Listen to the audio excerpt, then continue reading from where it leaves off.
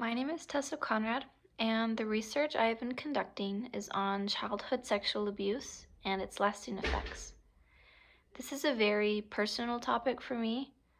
Um, as a survivor of childhood sexual abuse, I have spent a vast majority of my life questioning why I am the way I am. So I decided to conduct my research to try and help me answer some of those questions. What first needs to be defined is what exactly is childhood sexual abuse, or CSA. CSA is when an adult or older child coerce, persuade, or threaten a younger child to participate in sexual activities that are unwanted or even can't yet be fully understood by the child. This includes things such as lewd or inappropriate comments towards or about the child, all the way to rape and everything else in between. But no matter what form the sexual abuse is in, it can have such damaging and lasting effects. These effects include mental health disorders and eating disorders, substance abuse, trust issues, and more.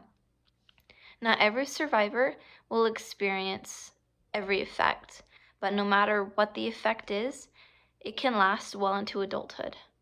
For example, the abuse of alcohol and illicit drug use is 4 to 5 times more likely in adults who have a history of CSA.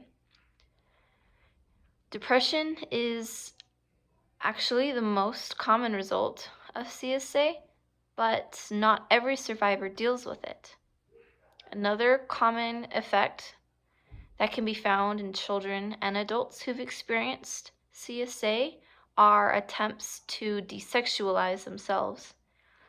This often can be seen in the form of eating disorders because to some, if they are too fat or too skinny, they see themselves as less of a target and hope that others see themselves that way as well. For me, I desexualized myself by starting to wear darker and baggier clothes, which was what I wore for almost half of my life. Because CSA is in every culture and community, the effects can be found everywhere in every culture and community. This includes indigenous communities and intellectually disabled communities, and so much more.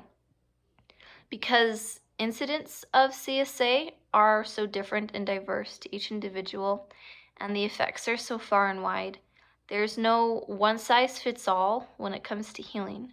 What works for one survivor may not work for another survivor, and that's okay.